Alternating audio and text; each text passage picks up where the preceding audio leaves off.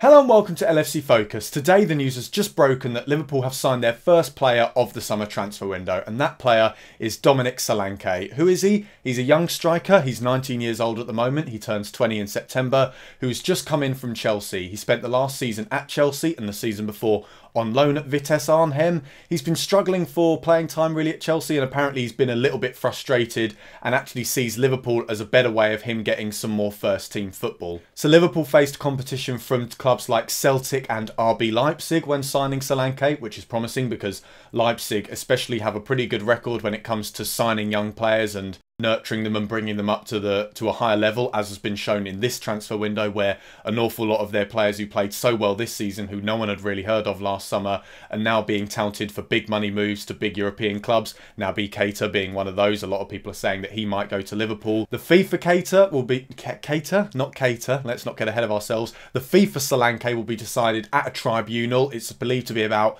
£3 million. He is out of contract at Chelsea, but because he's a young player, development player under the age of 24, there needs to be a tribunal like there was when we signed Danny Ings a couple of seasons ago to decide the fee. But if it is £3 million, then I'd say that's fairly good business for a player who could end up being a very promising prospect at Liverpool. So it's likely that he's going to spend most of the season with the under-23s. He'll probably be in the same bracket as players like Ben Woodburn, Trent Alexander-Arnold and Harry Wilson. You know, those kind of players who spend most of their time playing for the academy but are starting to force their way into the first team and getting that kind of first team role. So we could probably see him in maybe League Cup games, perhaps a few Champions League appearances against some of the smaller clubs, maybe in the playoffs for that tournament as well. But for now, it's looking like he's going to be a bit of one for the future for Liverpool, really. But what this means for other players in the Liverpool squad, it's a bit interesting, because I think with players like Ben Woodburn, who is obviously the main striker in the academy at the moment, it means that perhaps Jurgen Klopp sees him in a slightly deeper role where we know he can play, we know he can create chances. He's played in the attacking midfield role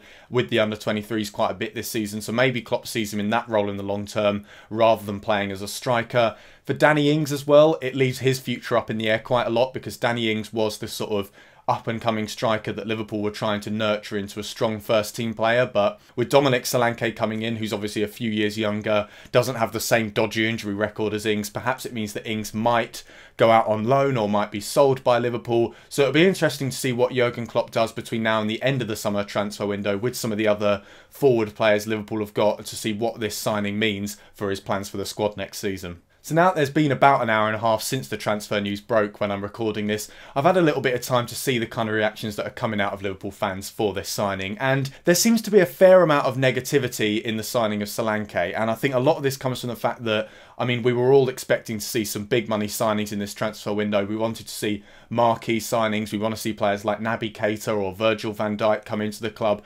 rather than rather smaller signings and under-23 players like Solanke. But it's fairly obvious this early on in the window, bearing in mind that it is still May at the moment, this is not the only kind of business that Liverpool are going to get done. And while he isn't the big name signing that a lot of fans wanted to see come in since the transfer window opened, it is good to see Liverpool get their business done early. It is only May at the moment, and apparently we've had this deal in place since about the winter time, so it might be sort of like the Grujic deal or the Matip deal, where we saw this player developing, we saw the availability for him, and we just wanted to get the deal done while we still could, and it's only now, once the window's open, that the news has broken. He could also turn out very well for Liverpool. Obviously at £3 million, it's not going to be a massive loss if he doesn't turn out to be a regular good first team player, but given Jurgen Klopp's record with nurturing young players, you know, this is the same kind of price and the same kind of age from when he bought Lewandowski in at Dortmund, and the only other club who were looking for Lewandowski were Blackburn, so he wasn't exactly held in the highest regard. But Jurgen Klopp was able to take a player that he saw potential in and bring them up to an incredibly high level. Just look at Lewandowski now playing for Bayern Munich. So hopefully he can do the same kind of thing with Solanke, and Liverpool could end up with a real player on their hands. So that's all for today's video. Thank you very much for watching. If you did enjoy the video, why not give it a like? If you're new around here, why not click subscribe and check out some of the other content that's been on the channel in the last few days, and follow at LFC Focus TV on Twitter, and I'll see you in a bit. Bye for now.